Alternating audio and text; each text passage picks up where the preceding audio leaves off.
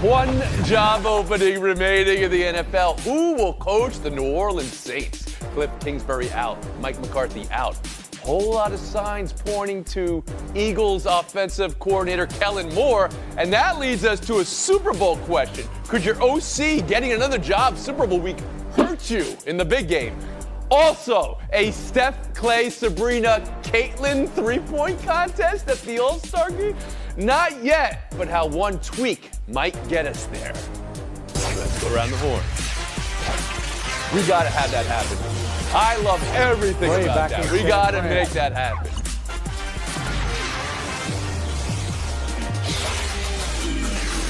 Saints and Kellen Moore, is it happening? Interview last night while names like Kingsbury and McCarthy drop out. Let's consider it this way. The coordinators of Super Bowl teams, always in demand for job openings, of course.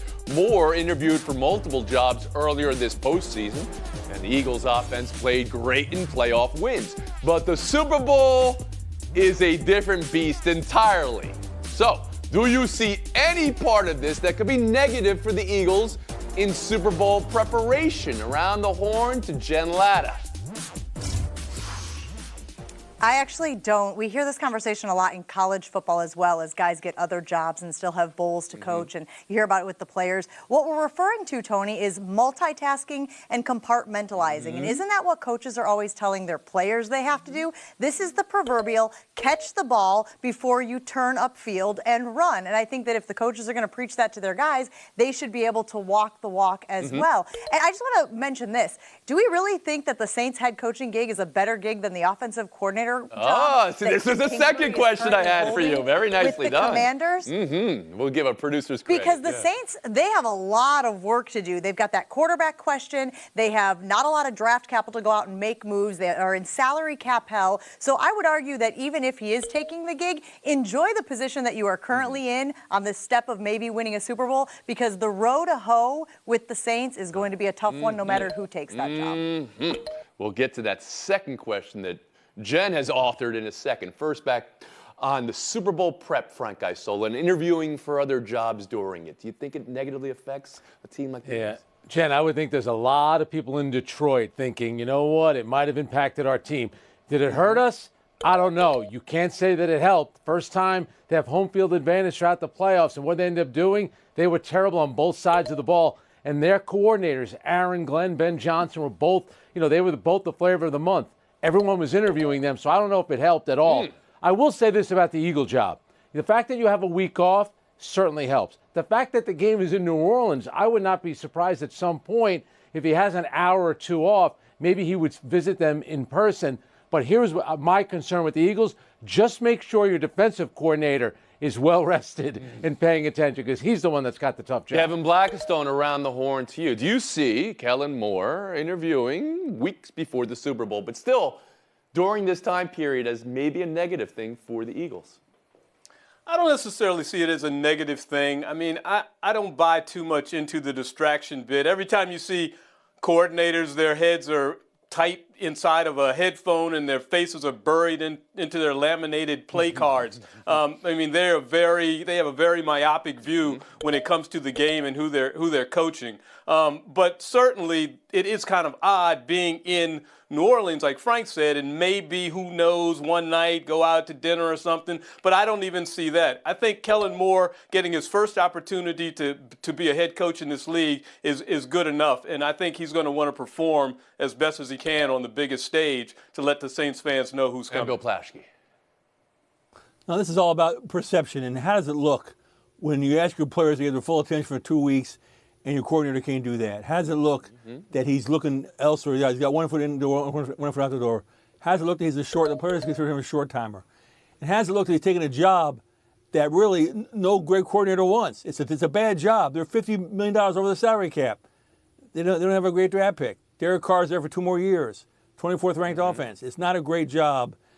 And I'm surprised he's going for it now, and I'm surprised he's talking about it. Well, it's not official now, but yes, all signs are pointing to it. One more interesting bit here. I think it's a huge distraction. The Eagles do have experience with this in the Super Bowl 2 years ago against Kansas City, right? Jonathan Gannon and Shane Steichen, the two coordinators, they did move on after that Super Bowl game. But now the question that Jennifer put out for us? Would you rather be OC of Philadelphia or Washington in Cliff Kingsbury's case, or HC of the Saints? Around the horn, Frank Isola.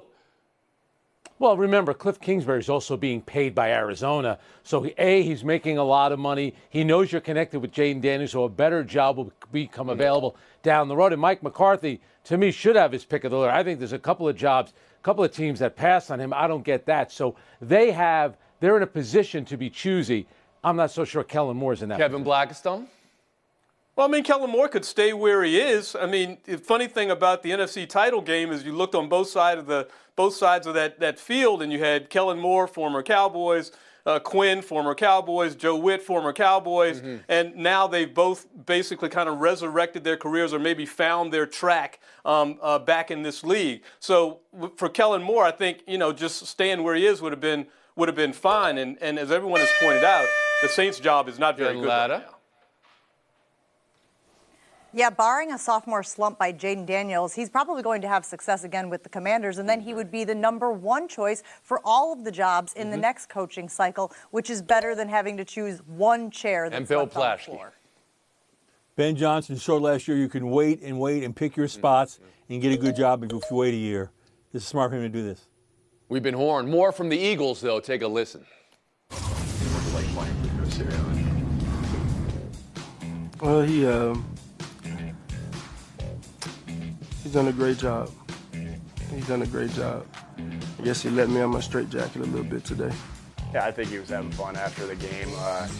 We've been winning a couple different ways this year. I think he's just having fun after the game. Joke or no joke, a question I'll ask you in a second. Straight jacket jokes aside, the push, literal, and pull on Hurts's game has felt like a critical spotlight on him at some points this year. Questions whether the passing game is where it needs to be. So, Bill Plaschke, what are you hearing through all this? Jalen Hurts is a very serious man. He doesn't mess around. I hear that he's upset that he's been limited and held back. He's thrown 30 passes or more just once in the last 14 games. He's thrown for 200 yards just twice in the last 8 games. This is Saquon Barkley's team. And I think he's been overshadowed in the final 4 quarterbacks. Everybody's talking about everybody else, talking about Mahomes, talking about all the other great quarterbacks and not talking about him. And I think he's hurt by that. I think the guys have to change. Those are big words. You're saying he's overshadowed. You're saying he's hurt. He could be aware of it, but you think it goes even past. He's aware that they're a run-based team with Saquon Barkley, and you believe he's hurt by this. Frank Isola, I'll go around the horn to you, Bill. Thank you. Yeah, I'm not buying it. If he's hurt by it, I think that's pretty weak. Number one, they're in the Super Bowl, for crying out loud. And here's what he has going for them. Whenever the Eagles lose, we know who. That's what opens everything up. So Jalen Hurts is good enough to win a Super Bowl. The last time he was there, he had a huge turnover, though. So I think if he's upset at the coach, you're not letting me open up. Dude, you're not Dan Marino. You're good, and you can win a Super Bowl, but nobody wants you flinging the ball all over the stadium. That's not how this Eagles team wins. Kevin Blackistone, around the horn to you. Well, I mean, the big difference this year is Saquon Barkley. That's it, clearly. Last year, he threw on average 31 times a game. This year, he threw on average 24 times a game. Right. Only 28 in the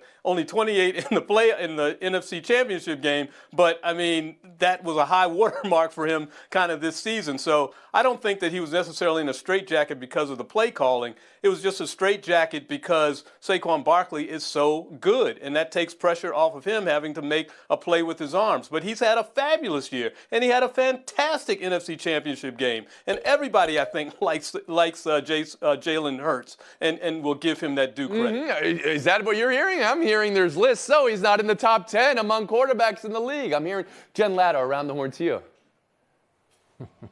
Yeah, they're the most lopsided team from a run-pass ratio. 44% of the time is how often they are passing the ball. It's a very fine line. I don't think Jalen Hurts is angry about the passing criticism. I don't think he wants his athleticism and his instincts curtailed. And that's a really, small, fine line, sweet spot there. He feels like that is what separates him from some of the other quarterbacks in the league. So he wants to still be able to trust his instincts when he's out there on the field. If there was any straitjacket by Sirianni, and I'm not sure that there was, it would only be because in the first 4 games of the season, Jalen Hurts had 7 turnovers. And we all know that's not sustainable, and that's not a recipe for success. So it was limit the turnovers. And if you can't do it, we'll do it for you by limiting how often you are throwing the ball. I will say this, though, guys. He has made incredible strides all season long. He is throwing on time. His accuracy has improved. And the role they have him in, he's not Jared Goff. He's not going to throw the ball 60 times like we saw Jared Goff do late in that season. But if they can have him under 30 and he can be a good completion percentage, they can win games. And you've Flash, I'll let you back in, please. Kansas City ranks 8th against the run. They're going to need Jalen Hurts in the Super Bowl. And Jalen Hurts is just telling his coach, yeah, look at me now. You're going to need me now. That's all he's saying. Anyone know where he ranked in passer rating in the NFL this season? 5th. QBR 10th. There you go. Total yards 20th, which is further down the list, but that's about maybe Saquon Barkley and playing 2 fewer games. Just feels like there's been a very critical spotlight on a guy who's done nothing but win games. And in the Super Bowl, 300 yards passing and 3 rushing touchdowns last time he saw Kansas City. We'll take a break. Bye. His own teammates have criticized him.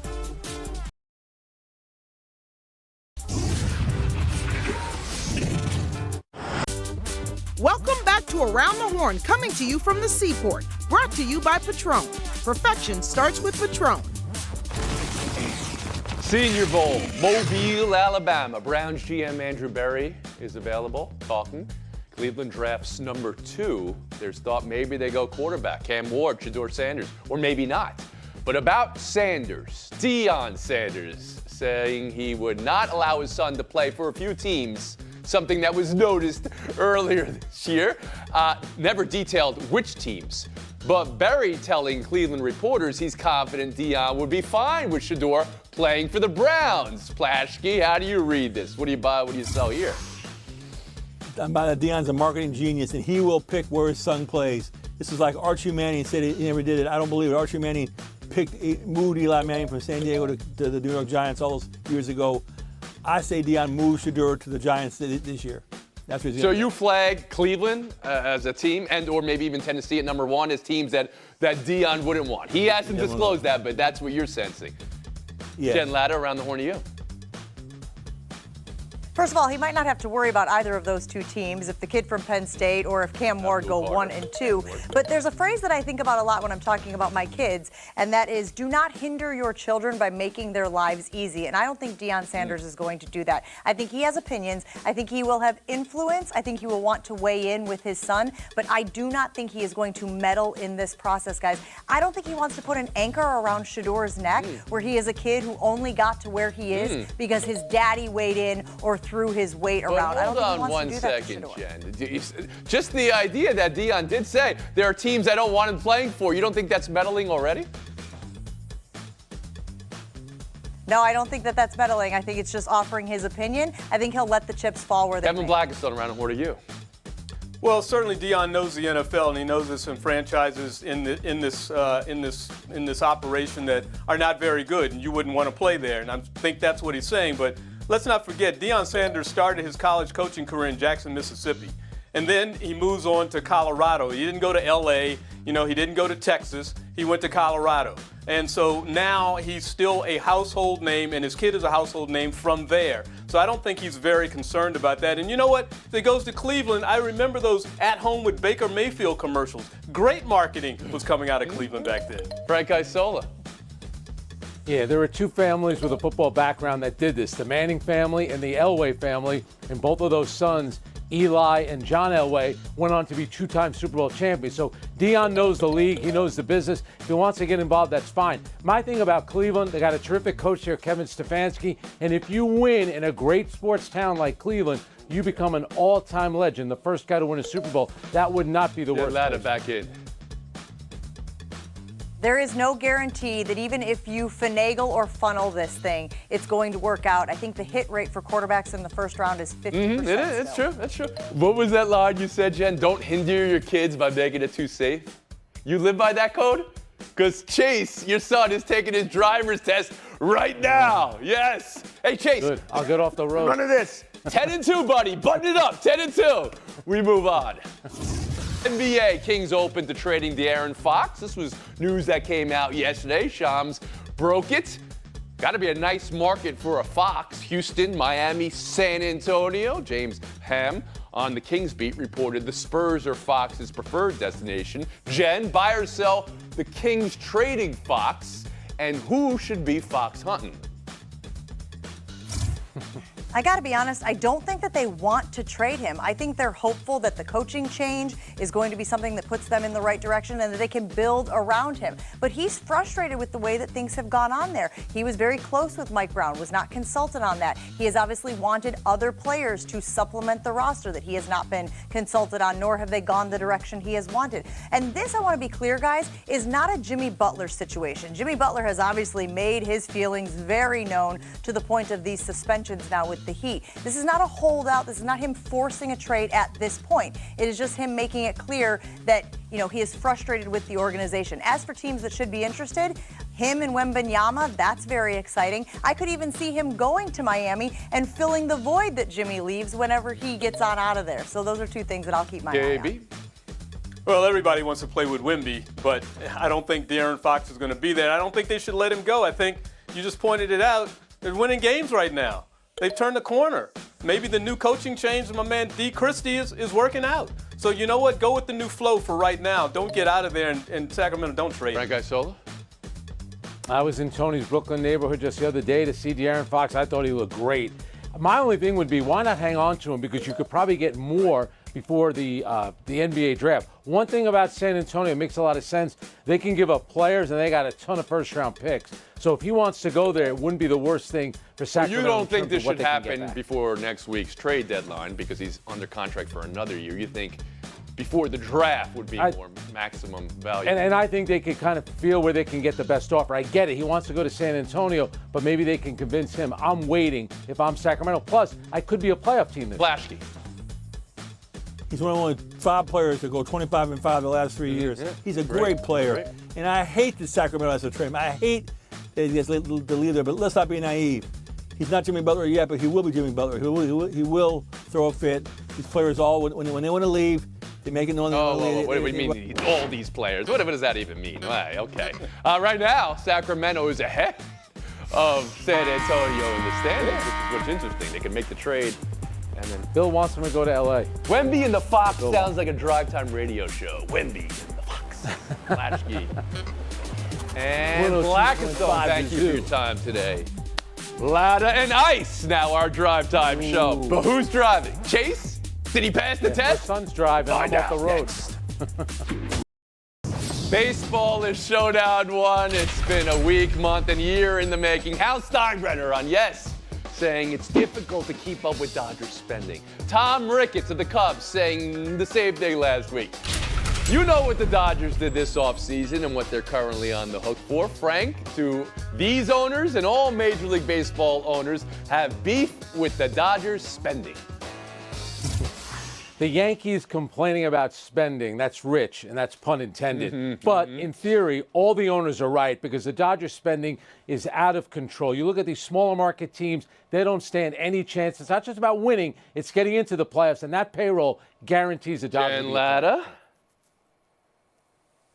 From 1999 until 2013, the Yankees spent more money every season than every other team in Major League Baseball. Yeah. It's like, you're not allowed to spend money, only I can spend money. And guys, it doesn't always work out. Only twice has the team that has spent the most money on rosters actually won the World Series. I'm here in Milwaukee. It gets very frustrating watching guys get fostered here, have very successful careers, only to see them go off to their forever homes for teams that can pay them a lot more money. Point here for Latta.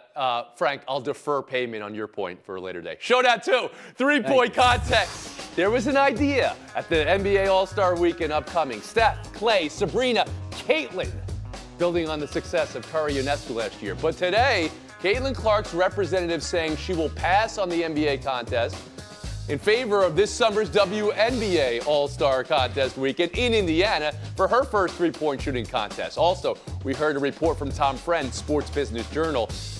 Clark, not interested in shooting off racks, prefers catch and shoot. Jen, to all this, you say what?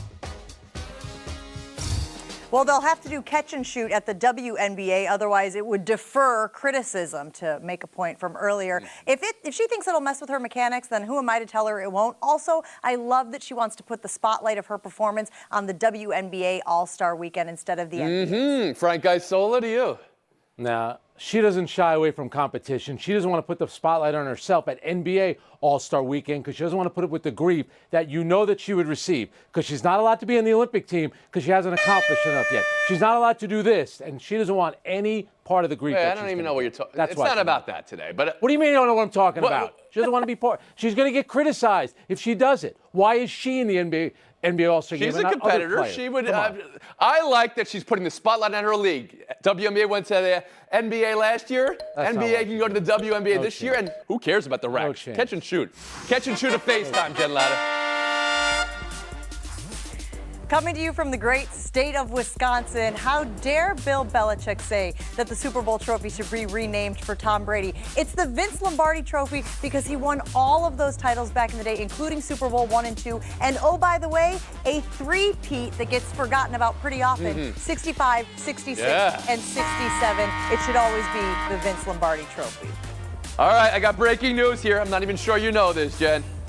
Chase has passed his driving test with a perfect score.